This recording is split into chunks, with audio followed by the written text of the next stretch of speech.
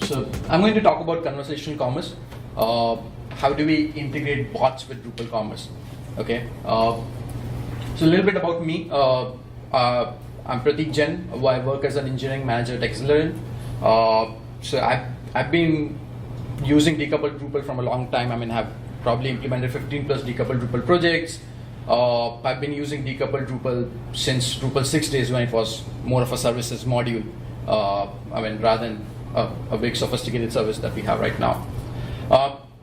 So before we get into conversational commerce, I want to talk a little bit about some of the industrial revolutions that happened. Okay, the first industrial revolution was in like 1700s, was about like steam, when like steam engine became fuel efficient. I mean, and the handmade production kind of moved to machines. Second industrial revolution was more about electricity. It led to rapid industrialization. I mean, we saw things like the telephone, light bulbs, and things like that. Third industrial revolution was more about computing. I mean, this is where like internet, your personal computers, PCs came into picture. The mechanical work shifted to more like analog or digital electronics, and finally the fourth revolution, which is where we are at right now, and I think it's more of an intelligence, where robotics, your artificial intelligence, nanotechnology, quantum computing, IoT, 3D printing, and autonomous vehicles, a lot more, right? And artificial intelligence is pretty much transforming every experience that we kind of have.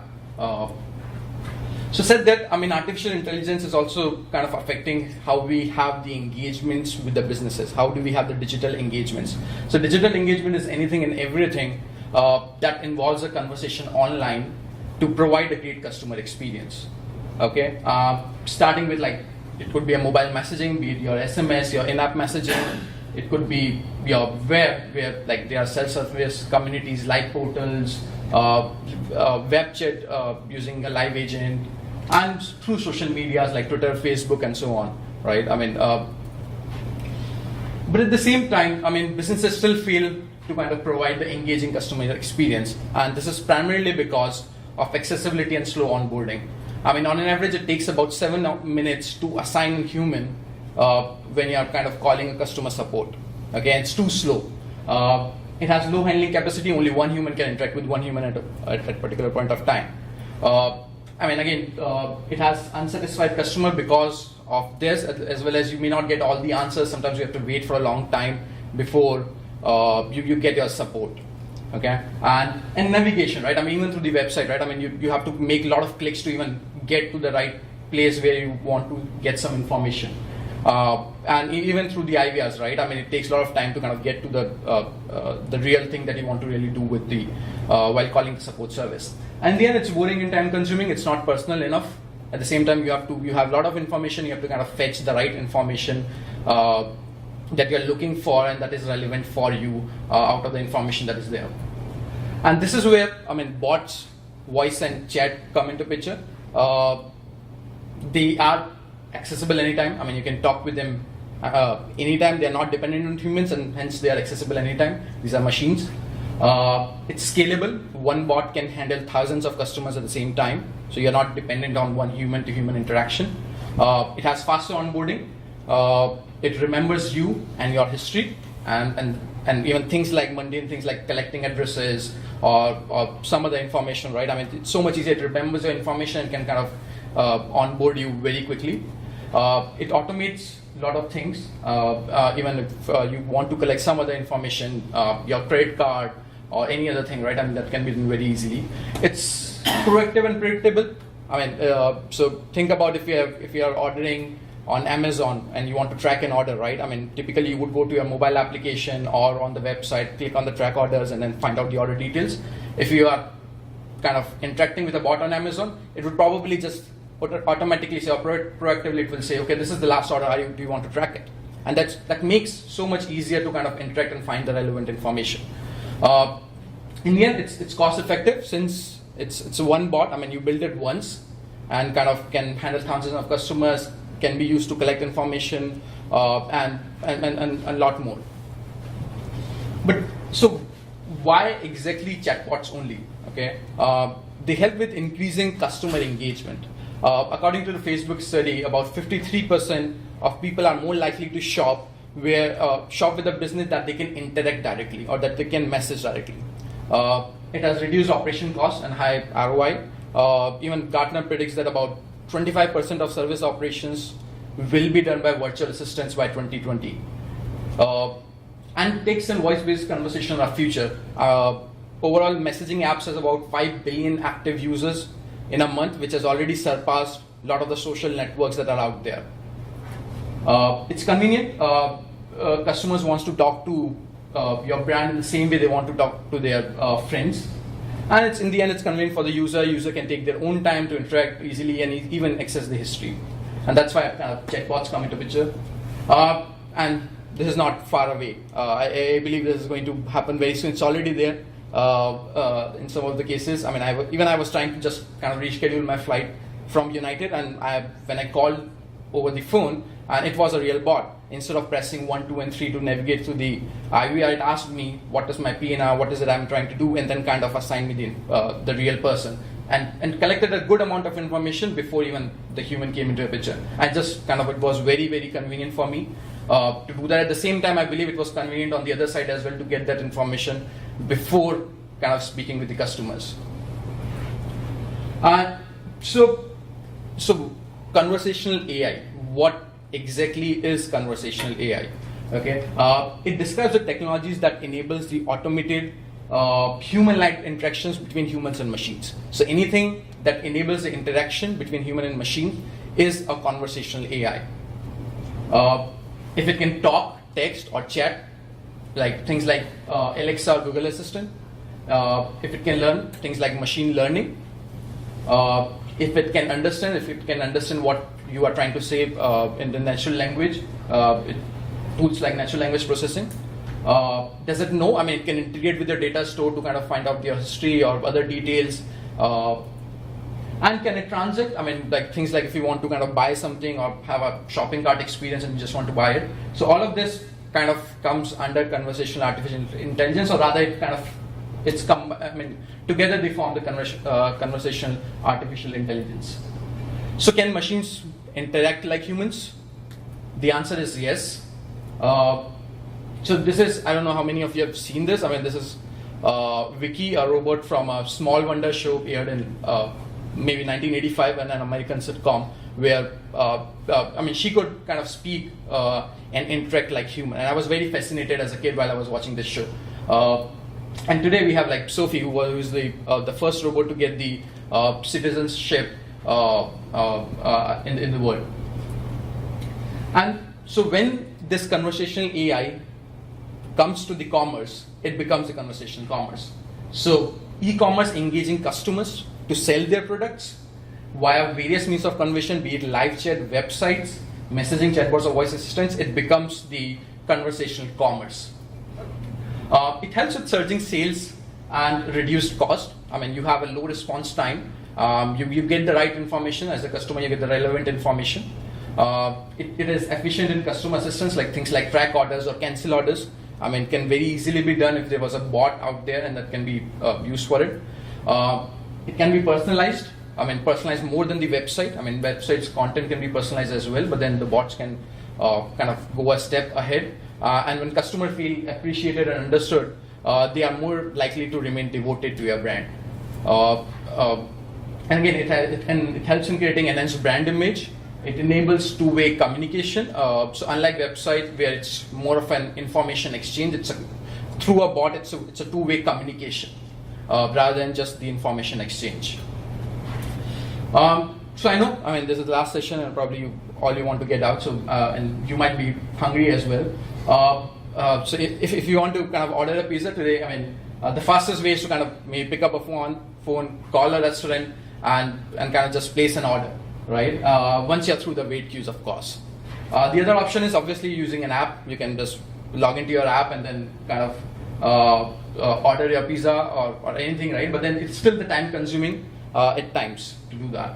And this is where the pizza bot, I mean, this is something I just came up with, not a fancy name though, that uses natural language processing, can be used to get best of both worlds, where think about a bot where you can order a pizza just by just like you're calling on a phone, just by typing, or even doing a voice chat as well. Okay. So yeah, so let's just quickly get through the demo part of it.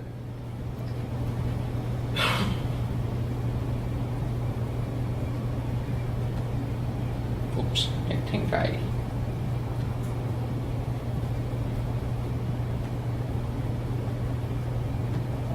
once again.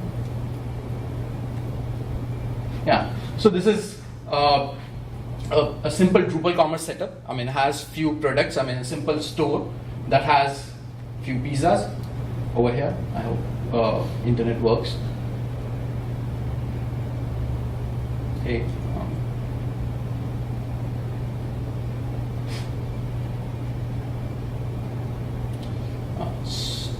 So it's a simple commerce store where I have just created few pizza products as well as few drinks, and I would like, as you can see over here, like these are the 3 different products. It comes in different variations, like as you can see, like size, large and medium, the size of the crust. So these are the different variations of the product that we have. Now this is the bot that is there, where you can kind of order the pizza. Let's just quickly see a demo of it, and I will probably try to use the audio as well if it works. Hi. Okay. For some reason it said bye. I don't know why. It has trouble recognizing the voice. So I will probably type in and then. Okay. Let's start again. Okay. Okay. So what do you like to order? I would say pizza.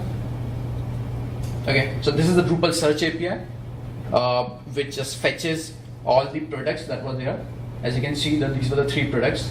I would say I want to get veg extravaganza. I'll select it, and so this is another thing which now giving me the variations of my product, which is like thin crust or regular. I'd say regular. Do you want a large or a medium one? I would say medium. Okay. And let's say for all of us, I think maybe 5. So one thing, instead of like maybe selecting it, I can even type what I want to do, and type in the text. So for example, 4 as a text I'm typing, and it will take up the 4 as a numeric number as well. So okay, so that just tells me the cost. I will just say add to the cart.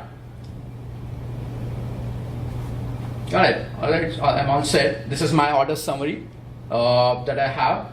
And I can add more, the drinks or pizza or anything else as well. Let's just quickly add a few drinks as well. Okay, I want to order some 7-Up. Okay, so this time there were no variations of this particular product on Drupal. I mean, therefore it's not showing an option to any kind of a variation. Let's say I just want 4 7-Ups as well. And that's it. I would say add to cart. Alright, so as you can see, these are the 2 products in here. I'll just go ahead and then do the checkout. Okay, it's asking for my email address.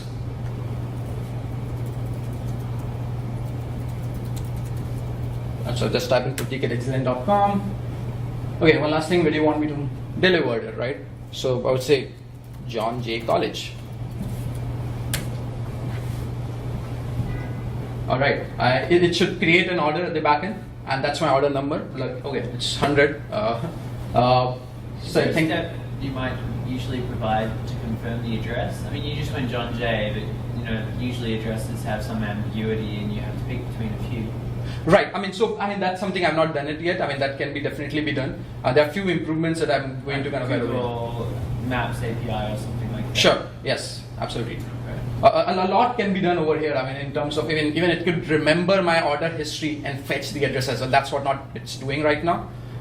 It could probably track all the previous orders, find the location, and then just say, okay, we want to get it delivered over here, right? So a lot can be done. I mean, this was just a very basic demo of how it works. But then, yeah, that's certainly the possibility. Okay, so that's it. I mean, it's built on Drupal commerce. The same bot is kind of available on Facebook as well. Okay, I mean, you can even try it on your phone right away. I mean, the bot is available in the Facebook Messenger. the same thing. I mean, you can do the same thing from the Facebook Messenger as well. And at the same time, you'll see there are various integrations that you can do over here as well. Yeah, so coming back to the presentation. Yeah.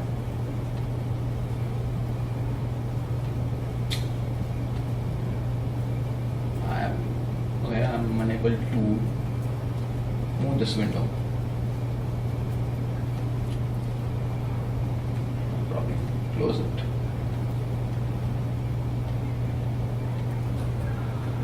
Okay. Just a second.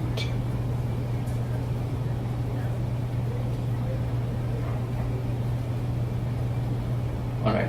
So, I mean, these are just the screenshot in case the demo did not work. I could have used that. So, how exactly the chatbot really works? Okay. These are different entities in the chatbot. I mean, you have the user, you have a bot engine or a logic somewhere, which is kind of defining how your bot would behave. There is an NLP or NLU, your natural language processing or natural language understanding, which understands what user is trying to say. There could be a possible machine learning layer as well based on it, which will relearn and identify and then kind of improve on its own. And then lastly, any data store that you may have, I mean, or any other business logic you may want to have, like for example, in this case, this was Drupal, to kind of store my data and then interact with it. So the flow works like this. I mean, user asks the questions in a natural language. It goes to the bot engine, the logic, which forwards it to NLU engine, because bot engine doesn't know what user is trying to communicate over here. Okay. NLU understands and resolves the intent. It understands like what user is trying to say and sends that information back to the bot. Bot then kind of asks for some instruction for your data store in case they want to fetch any information. And then in the end, it gets a response back. And then finally, it responds back in the natural language. So that's typically how would any bot work. You could have different other flows as well, but then on a high level, this is what it would be like. So for the pizza store bot that we just saw, the few technologies that we use over here is that the user can interact with the bot using maybe a Slack bot, Skype, Facebook, or even the web chat that we just saw. So there are different ways where you can kind of interact with the bot. For the bot engine, I've just used Microsoft Bot Builder or Bot Framework, which is an open source SDK in Node.js. I just used that, and it was very easy and sleek to kind of get started with. It's using the Node.js. It's in the end, it's a Node.js application. It's deployed on Heroku.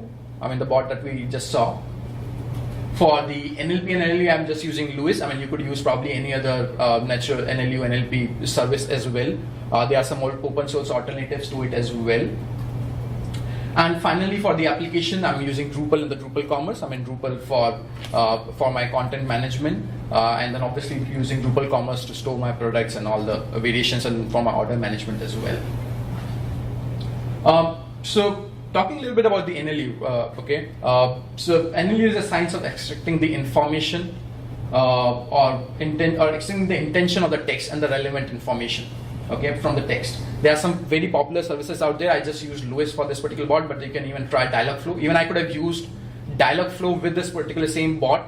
I mean, it's just a kind of a service that can be plugged in or plugged out. Dialogflow is another major one by Google. Vid.ai by Facebook.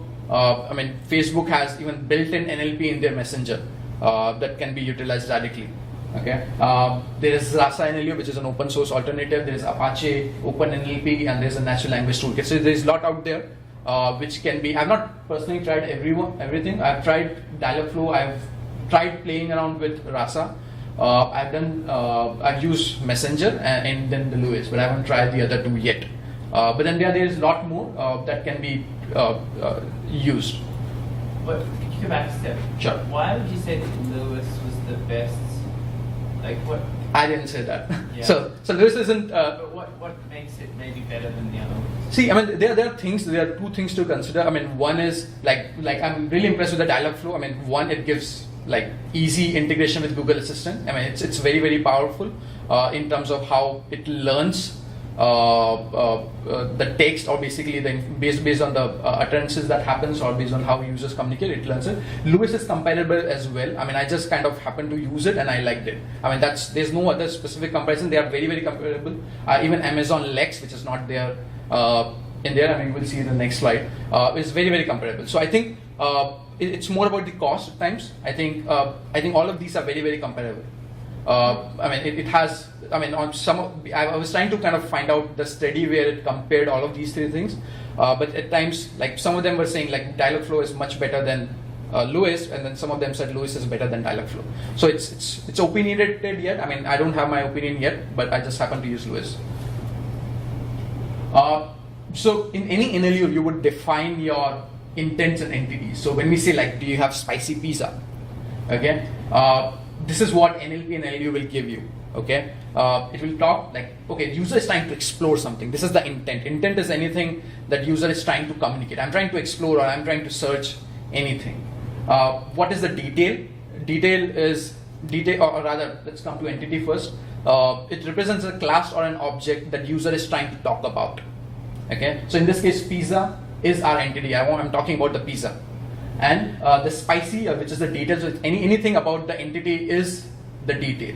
So when I give it to any NLU engine or a service, right, it will give me this information. It will try to first find out what is the user trying to do. It is trying to explore, add to cart, check out what exactly user is trying to do, what is the object that the user is trying to talk about, and then what's a detail, any relevant detail to it. Similarly, what's in my shopping cart, right? I mean, I did not show that while doing the demo, but you can even type it in the demo. You could try it on your Facebook Messenger, and it will understand that the user is trying to see the cart. Okay, and like checkout, okay, things like that. So, so these are the different entities, intents and entities that I just kind of trained my bot for. So, I mean, like I knew like user would be trying to do add to cart, checkout, explore. None and reset were just I was just playing around with something. They are not really relevant. I want to see show cart, show top categories, like what do you have, right? I mean, it's a category. What do you have? I have pizzas, I have drinks, whatever.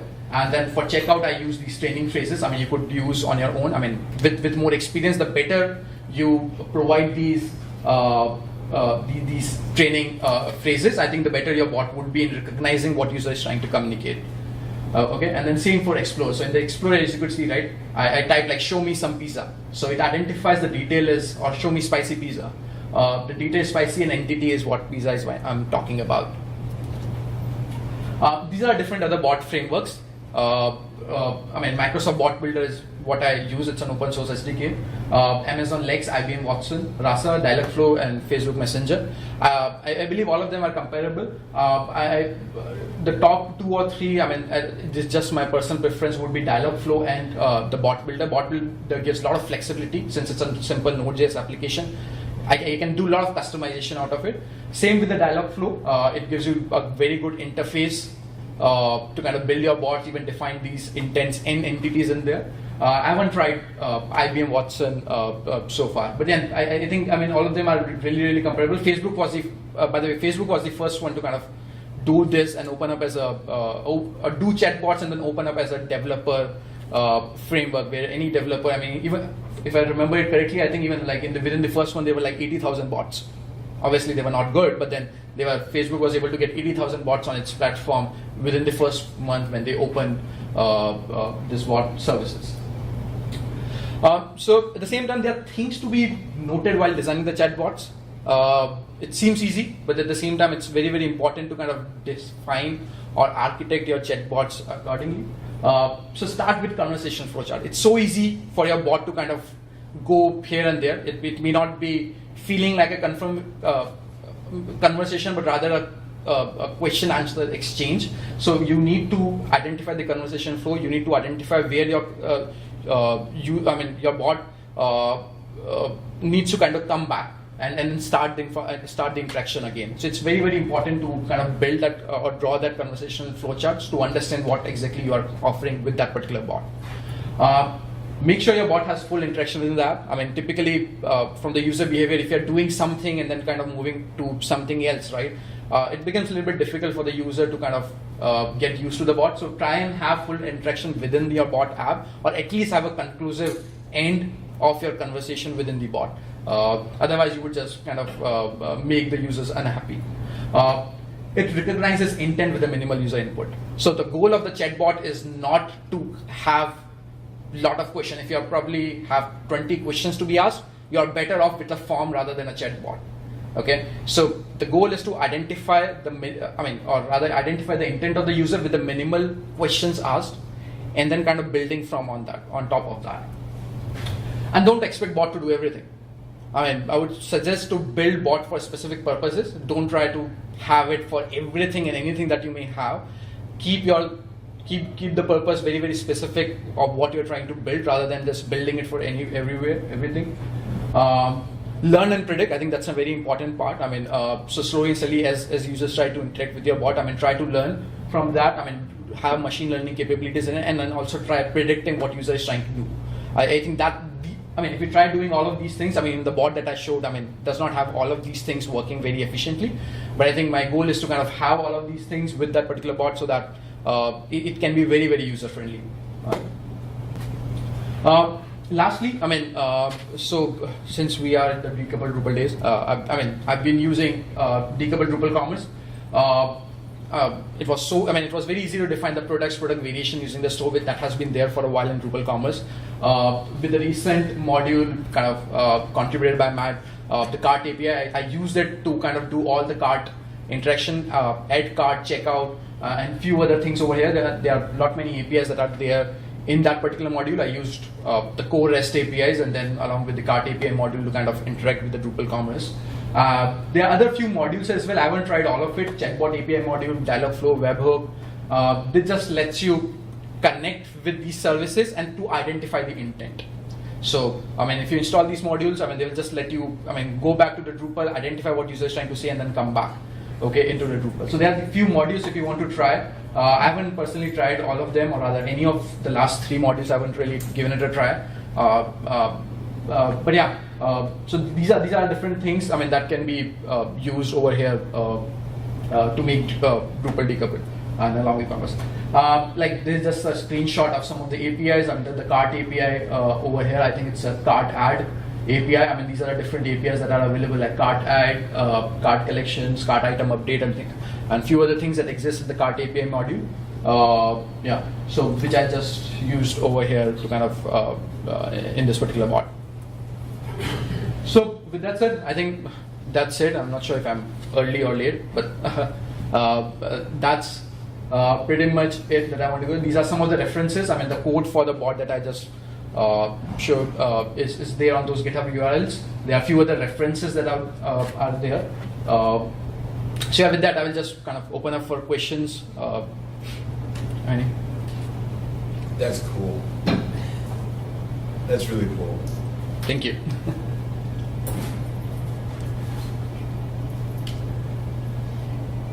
Sure. No questions? Okay. Cool. Okay. Thank you so much. Thank you.